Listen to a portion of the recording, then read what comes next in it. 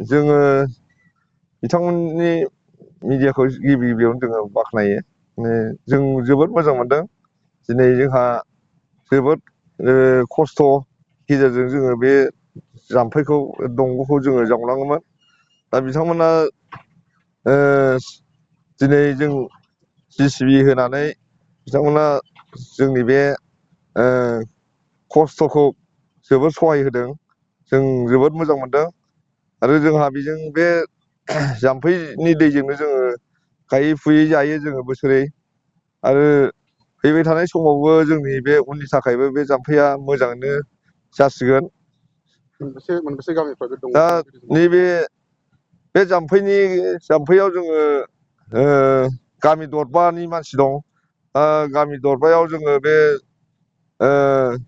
ओरैनो 1200-1300 बिगा दं बे जाम्फैनि दैजों माइ गायग्रा मानसिफोरा, जोंनि हालुवाफ्रा। जों बिदिनो बोसोरै जावनाङो। जेरै खस्थ' सान्दुं अखा जों जावनाङो। देग्लायनि बोसोराव जोङो जोबोद रेहाय मोनबाय। बिथांमोनहा जोंखौ सहाय खालामबाय। सोरनि अननायाव बे रेहायखौ मोनदों? दा जोङो बुंनो हायो, दा जोंनि लकेल EM बिथाङानो जोंनो बे 14 चिरांनि EM बिथाङानो जोंखौ सहाय खालामदों। जोंनि लकेलनि बिथाङानो, जों लकेलनिखा रन्जित बसुमतारी बिथाङानो जोंखौ दा सहाय खालामदों। जोङो जोबोद बाख्नायो बिथांखौ। आरो बेबायदिनो जोङो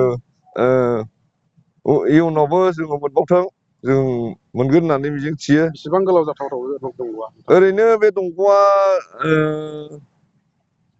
600 मिटारनि गेजेराव जागोन। 600 मिटारसिम जागोन।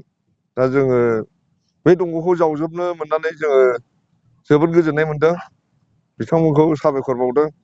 बिथाङाथ' दा जोंनि नुनायाव मोजाङैनो मावगासिनो दं। बे ओनसोलाव जौगानायनि गोबां खामानि मावदों।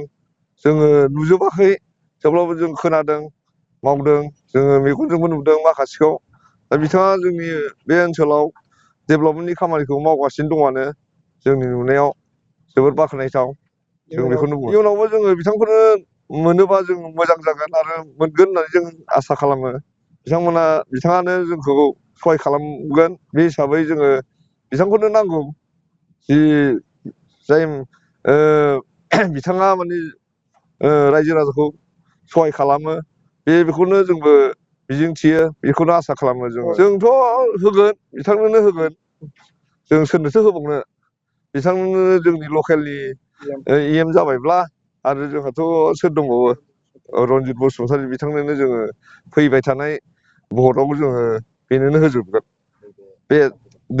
बे जाम्फैनि गेजेरजों ओरैनो 50-60 घर, ओमफ्राय बेयाव जोंनि मानसिफ्रा दङ जाहैबाय। ओरैनो हिसाब लादो, जेन'बा 50-60 गैयाबाबो 400-500 जन मानसि दङ आरो बे फरियाल दं।